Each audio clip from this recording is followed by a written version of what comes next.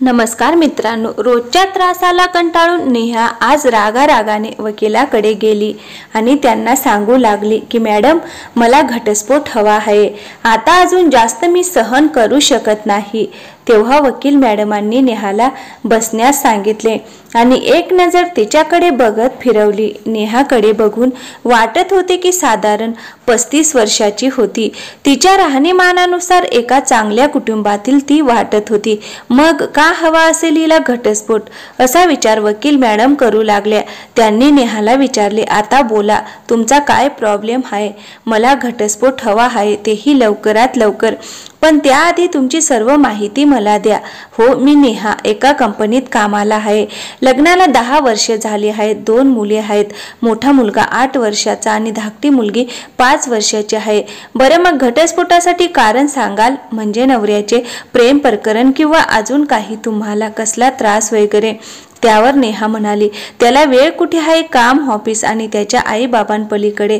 इथे आमच्याकडे बघायला त्यांना वेळ नसतो आणि बाहेर प्रेम प्रकरण असे काही करणे शक्य नाही. वकील मॅडम विचारतात, मग तुमचा पैशांसाठी छळ होत आहे का? नाही, त्यांना भरभक्कम पगार आहे. माझ्याकडून पैसे घेऊन काय करणार आहे? माझ्या पैशांची त्यांना गरजच नाही. हे ऐकून वकील मॅडम आश्चर्य वाटले. काहीच ठोस कारण नाही, मग नेहाला घटस्फोट का हवा आहे? मग पुढे नेहा म्हणाली, लग्न म्हणजे फक्त एवढेच असते का? इतर काही गोष्टींना महत्त्व नसते का? आमचे एकत्र कुटुंब आहे, त्यामुळे एखाद्या बाहेरच्या माणसाला वाटेल किती छान चालू आहे यांचे, पण घरातल्या माणसालाच समजते ना काय आहे ते. तुम्हाला सांगते, आमच्या लग्नाला 10 वर्षे झाली, पण घरातल्या कोणत्याच गोष्टीवर माझा हक्क नाही. सासूबाईचे तर बारीक लक्ष असते. कोणाला काही दिले की हिशोब द्यायचा. मी काय करते काय नाही याचे सतत निरीक्षण करायचे. घरात रोजचे जेवणही करायचे. झाले तरीही त्यांना विचारल्याशिवाय करायची नाही. तुमचे मिस्टर यावर काही बोलत नाहीत? असे वकील मॅडमांनी नेहाला विचारले. हो, बोलतात ना. आई वडील घरातील ते मोठे आहेत, तर त्यांना विचारले तर काय बिघडते? आई जे बनवायला सांगते ते करत जा तू. पण मी म्हणते, एक दिवस मी माझ्या मनाने केले तर काय बिघडते? पण नाही, मी काही बोलले तर म्हणायचे हे आमचे घर आहे, राहायचे तर राहा, नाहीतर निघून जा. लग्नाच्या 10 वर्षानंतर सुद्धा जर हे घर माझं नसेल तर का राहायचं मी इथे? पण तुम्हाला मुले आहेत ना? वकील मॅडमनी हळूच विचारले. नेहा म्हणाली, मुले आता मोठी होऊ लागले आहेत. त्यांचे जग वेगळे झाले आहे. घरातील सर्वांचे माझ्यासोबतचे वागणे बघून उद्या मुलेही माझ्याबरोबर चांगलेच वागतील. कशावरून? आपण आईचं आयुष्यभर मुलांमध्ये गुंतून राहत असतो, पण एकदा मुले मोठी झाली की घरट्यातून कधी उडून जातात हे कळतच नाही. पण घटस्फोट घेण्यासाठी तुम्हाला ही कारण पुरेशी वाटतात का? मग काय करू सांगा ना? गर्वात सर्व सुख सोयी आहे, पण सगळे असून सुद्धा नवऱ्याच्या 4 प्रेमाच्या शब्दांसाठी हे कान आसुसलेले असतात. त्यांच्याबरोबर वेळ घालवण्यासाठी मन आतुर असते, पण करणार काय? त्यांना तर वेळच नसतो. आजवर सासू सासऱ्यांचे सर्व काही कर्तव्य पूर्ण करून कौतुक नाही. मुलांसाठी कितीही करा, पण त्यांना त्याची किंमत तर सोडा, पण कदरही नसते. मग कोणासाठी हे सगळे करायचे? म्हणून आता ठरवले आहे, त्यांना त्यांचे जगू देत. मला मात्र यातून बाहेर पडायचे आहे. रोजचा हा मानसिक ताण व मनाची घुसमट आता सहन होत नाही. त्यापेक्षा वेगळे होणेच योग्य आहे. पण तुम्ही एकत्र राहूनही आनंदी राहू शकता ना? वकील मॅडम बोलली, नाही, हे शक्य नाही. तिथे तर मला मनासारखे जगताही येत नाही. आता मलाच त्यांच्यासोबत राहायचे नाही. मला घटस्फोट हवाच आहे. इतके वर्षे सहन केले, समजून घेतले, पण आता नाही. बरं ठीक आहे, तुम्ही शांत व्हा. लग्नाच्या एवढ्या वर्षानंतर तुम्हाला परस्पर संमतीने सहज घटस्फोट मिळू शकतो. मी तुमच्या मिस्टरांशी बोलू का? हो, नक्की बोला ना, माझी काहीच हरकत नाही. कारण तेच म्हणाले होते की रोजच्या या तक्रारी वादविवाद करत बसण्यापेक्षा आपण वेगळे राहूयात. मग मी सुद्धा सहमती दिली. त्यानंतर वकील मॅडमांनी नेहा घरी जाण्यास सांगितले. आपण याबाबत तुझ्या नवऱ्याबरोबर बोलून पुढचे काय ते ठरवू, असे सांगितले. जाताना नेहाकडून तिच्या नवऱ्याचा फोन घेतला आणि नेहा तिथून गेल्यानंतर त्यांनी नेहाच्या नवऱ्याला फोन केला आणि दुसऱ्या दिवशी बोलावून घेतले. काही वेळातच नेहाचा नवरा वकील मॅडमकडे आला. त्यांनी त्याला बसायला सांगितले आणि तो बोलू लागला, काल तुमचा फोन आला होता? हो, मीच केला होता. आपण येथे कशासाठी आला आहात याची तुमची मिसेसने तुम्हाला काहीच कल्पना दिली असेलच ना? हो, काल रात्री तिने मला सांगितलं की तुम्ही घटस्फोट मिळवून देणार आहेत. हे सांगताना आकाशचा चेहरा व्यथित झाला होता. तुम्हाला खरंच घटस्फोट हवा आहे का? पण माझ्या म्हणण्याला काही अर्थ आहे का? माझे कोण ऐकणार तरी आहे का? दिवसभर कामावर काम करायचे, मेहनत करायची आणि घरी आले की या सासू सुनेची नाटके भांडण ऐकायची. आईला बोलले की बायकोला राग येतो, बायकोला बोलले की आईला राग येतो. कोणालाच काहीच बोलण्याची घरात सोय राहिलेली नाही. आता बायकोला आपले समजून काही सांगायला जावे तर तिचं आपलं नेहमीच तेच बोलणे असते की हे घर माझे आहे की नाही, माझा यावर हक्क अधिकार आहे की नाही. तेव्हा मी तिला समजावतो की अगं हे सर्व तुझेच तर आहे ना. माझे आई वडील तुला काही बोलतात, थोडे विचित्र वागतात म्हणून तर मी त्यांना सोडून तर देऊ शकत नाही ना. पण तिने पण ऐकायचंच नाही असं ठरवल्यावर काय बोलणार? कोणाला त्या घरात जराही शांतता नाही. वकिली मॅडम बोलतात, पण तुम्ही हे सगळे शांतपणाने त्यांच्याशी बोलत का नाही? म्हणजे जास्त वाद भांडण होणार नाही. अहो मॅडम, आमच्या घरात सुख मिळणार नाही. एकतर दिवसभर ऑफिसमध्ये काम करून मी थकलेला असतो. घरी आल्या आल्या आई बाबांशी बोललो नाही तर त्यांना वाटते आपला मुलगा हातातून गेला. मग ते बहिणीला सांगणार, बहीण माझे काहीच न ऐकता मला सुनावणार. आणि जर आई वडिलांबरोबर बोलून होईपर्यंत बायको चिडलेली असते. आता हे एक दिवस नाही तर रोजची तीच कटकट तो वाद भांडणे होत राहतात. म्हणूनच मला आता कंटाळा आला आहे. आणि सर्वात महत्त्वाचे म्हणजे तिला हवा आहे ना घटस्फोट, तर मी देतो. त्यामुळे निदान रोज डोक्याला हा त्रास तरी होणार नाही. घरातील सगळ्यांना सुख वस्तू व चांगले आयुष्य मिळावे म्हणून मी किती मेहनत कष्ट घ्यायचे, दिवसभर ऑफिसमध्ये काम करायचे आणि मुलांना जे हवे आहे ते घेऊन द्यायचे. पण यांना साधा चांगला अभ्यास करायला नको तर मुलांचे अभ्यासात लक्ष नाही. बायकोला म्हटलं की यांचा अभ्यास का नाही घेत तर मला म्हणते मग मीच घ्यायचा का? तुमचे काही कर्तव्य नाही का?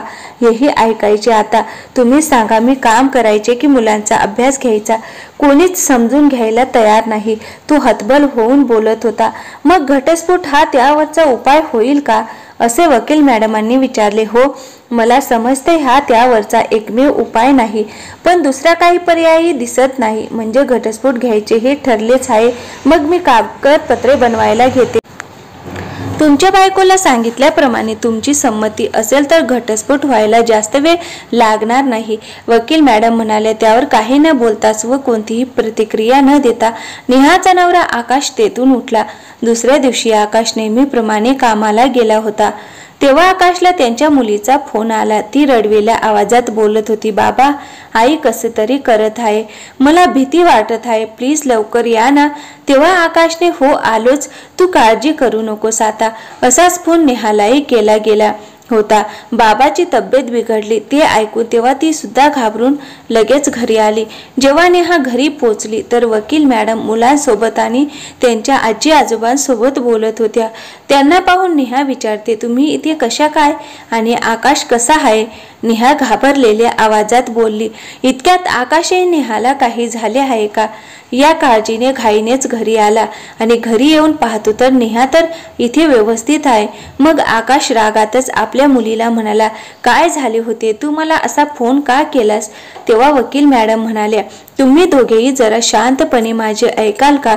तुमच्या मुलांना माझे कार्ड मिळाले होते जे बहुतेक तिथेच ठेवले होते आणि तुमचे घटस्फोटाविषयी चाललेले बोलणे त्यांनी ऐकले होते. तेव्हा मुलांनी काळजीने आजी आजोबासोबत बोलून मग मला इथे बोलावले व सगळ्यांनाच तुमच्या निर्णयाचा खूप धक्का बसला आहे.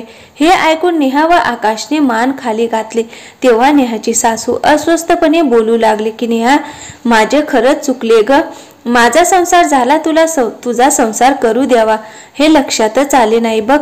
कधी मला सतत वाटायचे तू अजून लहान आहेस, तुझ्याकडून चुका होऊ शकतात, पण चुकांमधून तू शिकणार हे काही जाणवलेच नाही. हो रे आकाश, तुझ्या मनाची घालमेल, तुझे प्रेम, तुझी काळजी, ओढ मलाही समजलीच नाही. आजूबाजूला आई बापासून दुरावलेली मुले बघितली की आणि आई वडिलांना सोडून गेलेली मुले पाहिली की असं वाटायचे आज ना उद्या तूही असा वागलास तर आमचे कसे होणार. म्हणून आमच्याकडून नकळतपणे तुझ्यावर अन्याय झाला. आम्ही तुला त्याच भावनेने समजू शकलो नाही आणि आमचा काळ वेगळा होता. आई वडिलांचा सांभाळ करणे हे कर्तव्य समजायचो, पण आताच्या पिढीचे असे नाही. आजकाल खूप काही गोष्टी कानावर पडतात, त्यांचाच परिणाम आमच्या मनावर झाला आणि त्यातून आम्ही तुला समजण्यात समजून घेण्यात चूक केली. पण खरंच मनापासून माफ कर. तुझ्या आईवडिलांना आता यापुढे तुम्हाला आम्ही त्रास देणार नाही, घरात वाद भांडणे होणार नाहीत आणि नेहालाही कोणत्याही प्रकारचे बंधने लादणार नाही. पण तुम्ही वेगळे होऊ नका, असे आकाशचे आई वडील बोलत होते तेव्हा त्याची लहान मुलेही भावुक होऊन बोलू लागले. हो खरंच साईबाबा, आम्हाला तुम्ही दोघेही हवे आहेत. आमच्या वर्गातला अर्श सतत रडत असतो, त्याचे आईबाबा एकत्र राहत नाही, म्हणून प्लीज आईबाबा तुम्ही वेगळे होऊ नका. रडणाऱ्या मुलांना नेहाने जवळ घेतले आणि बोलू लागली, शांत व्हा, असं काही नाही होणार. मग वकील मॅडमनी मुलांना अभ्यास करायला रूम मध्ये पाठवले व आकाशच्या आईवडिलांनाही आतमध्ये आराम करण्यास सांगितले. तेव्हा सगळे गेल्यानंतर आकाश व नेहाला वकील मॅडम म्हणाल्या, तर अजूनही तुम्हाला वाटते तुमच्या जोडीदाराचे तुमच्यावर प्रेम नाही, घरातल्यांचे तुमच्यावर प्रेम नाही आणि तुम्हाला घटस्फोट घ्यायचा आहे. नेहा व आकाश पाणावलेल्या डोळ्यांनी एकमेकांकडे बघत होते. तुमचा संवाद कमी झाला आहे आणि कसे आहे, प्रत्येकाने पोटासाठी काम करायलाच हवे, पण ते करताना तुम्ही तुमच्या बायकोला गृहीत धरू लागलात. आकाश, तुम्ही जसा तिच्यावर हक्क दर्शवत होता तसे नवरा म्हणून सुद्धा काही कर्तव्य जबाबदारी असते, हे मात्र तुम्ही विसरलात. आणि नेहा, तुम्ही खरे तर नवरा बायकोचं हे नातं खूप नाजूक पण तितकंच कणखर मजबूत असते, पण तुम्ही त्यांना समजून घ्यायला कमी पडलात. ते जर कुटुंबासाठी सतत झटत असतील, काम करत असतील, तर आपण त्यांना सपोर्ट करायचा, समजून घ्यायचे की त्यांना सोडून जायचा हा विचार तुम्ही करायला हवा. आम्हाला आमची चूक कळली, आम्ही फक्त आमचाच विचार करत होतो. आमच्या घटस्फोटाचा आमच्या मुलांवर, आमच्या कुटुंबावर काही परिणाम होईल का हा विचारच आमच्या मनात कधी आलाच नाही. अपराधी स्वरात बोलत होती हो, आणि ती चूक आम्ही नाही नक्की सुधारू. बाहेरचे टेन्शन बाहेर, घरात नाही. काम जितके महत्वाचे तितकेच कुटुंबाला वेळ देणेही महत्वाचे आहे, हे मी विसरूनच गेलो होतो. आकाश बोलला, पण खरंच तुम्ही आम्हाला छान समजावून सांगितलं, त्याबद्दल तुमचे मनापासून धन्यवाद. आकाश व नेहाने वकील मॅडमचे आभार मानले. आजकाल घटस्फोटांचे प्रमाण अतिशय वाढलेले दिसते, मग ते नुकतेच लग्न झालेले असो व लग्नाला कितीतरी वर्ष उलटलेलं असो. नवरा बायकोचा अहंकार व एकमेकांना समजून न घेणे हेच कारण असते. नात्यात प्रेम जरी असले तरी बाकीच्या गोष्टींचे पारडे जड झालेले असते. घटस्फोटाच्या केसेसमध्ये काही उदाहरणे सोडली तर बऱ्याच वेळेस घटस्फोटाची कारणे क्षुल्लक असतात, पण ती जर सोडवली तर संसार नक्कीच सुखाचा होऊ शकतो. मग घटस्फोट घेण्याची गरजच पडणार नाही आणि घटस्फोट नंतरचे आयुष्य चांगलेच असेल असे नाही. त्यापेक्षा आहे त्या जोडीदाराबरोबर जुळवून घेण्यात शहाणपण आहे. घटस्फोट घेण्यासाठी खरंच सबळ कारण नसेल तर जोडीदाराला वेळ द्या, संवाद साधा, कारण बऱ्याच गोष्टी केवळ संवादाचा अभाव असल्याने गैरसमज वाढतात व नात्यात दुरावा येतो. तर मित्रांनो, कथा आवडली असेल तर व्हिडिओला एक लाईक करा आणि हो, चॅनलवर नवीन असाल तर प्लीज चॅनलला सबस्क्राईब नक्की करा. थँक्यू, धन्यवाद.